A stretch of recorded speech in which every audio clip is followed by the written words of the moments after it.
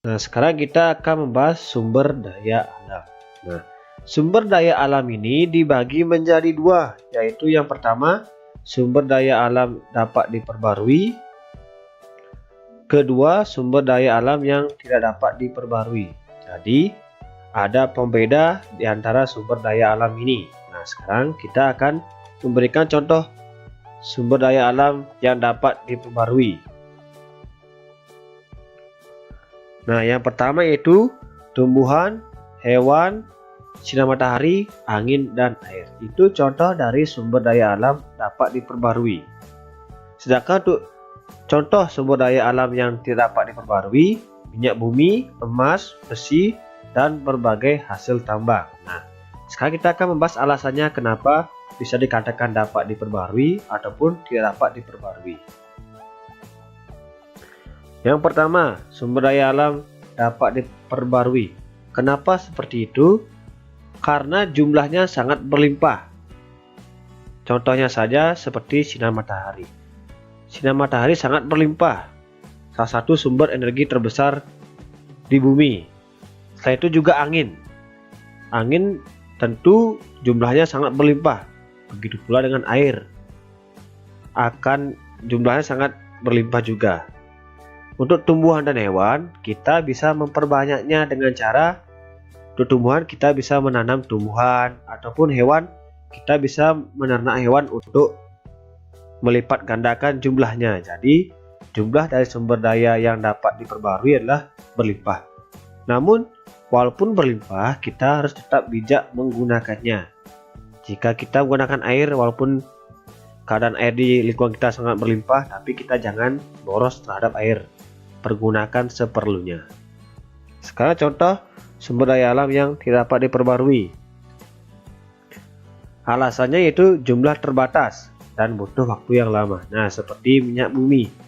Jumlahnya terbatas dan butuh waktu yang lama untuk menghasilkan minyak bumi karena adanya proses selama puluhan sampai ratusan tahun. Jadi, kita harus mempergunakannya dengan bijak agar tidak cepat habis.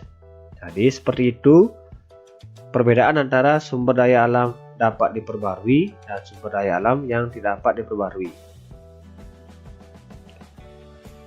Sekarang lanjut penggunaan sumber daya alam atau sumber energi. Nah, di sini ada dua gambar. Yang pertama penggunaan sumber daya alam atau sumber energi air dan yang kedua energi listrik. Nah, sekarang perhatikan gambarnya.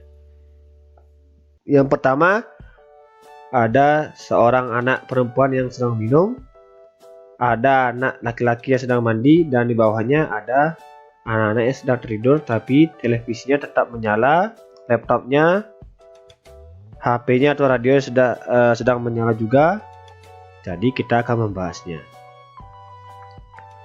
Hak dan kewajiban. Nah, dalam penggunaan sumber daya alam ini tentu adalah hak dan kewajiban. Nah, sebelum kita membahasnya, apakah kalian tahu apa itu pengertian hak dan kewajiban?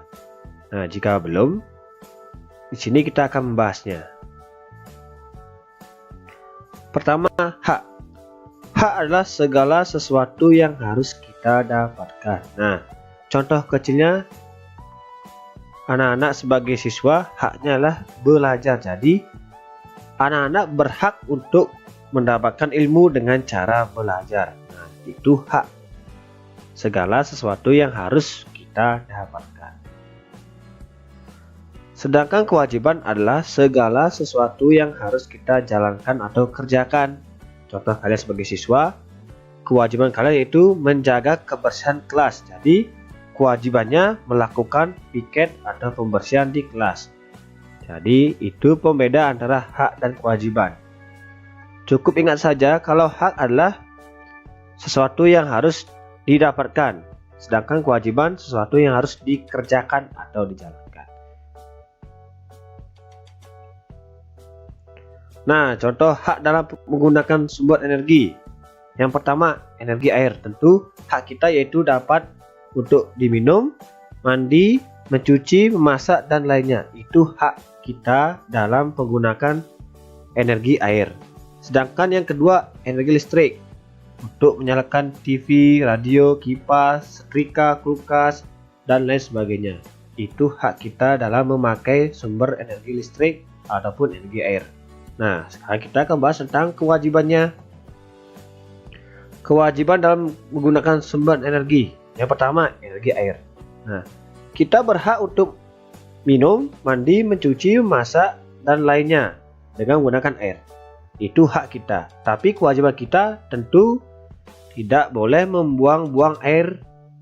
Artinya, jika kalian sedang mandi dan kalian menghidupkan keran airnya, jika sudah penuh, silakan matikan keran airnya. Jangan sampai dibiarkan sampai meluap hingga membuang-buang air. Itu perbuatan yang salah. Jadi kewajiban kalian yaitu tidak membuang-buang air jika sudah selesai memakainya. Kedua, energi listrik. Nah, kewajibannya yaitu contohnya seperti pada gambar yang di bawah ini, ada seorang anak yang sedang tidur tapi televisinya masih menyala. Jika kalian sudah selesai menonton ataupun sudah merasa mengantuk, silahkan matikan dulu televisinya. Kenapa seperti itu?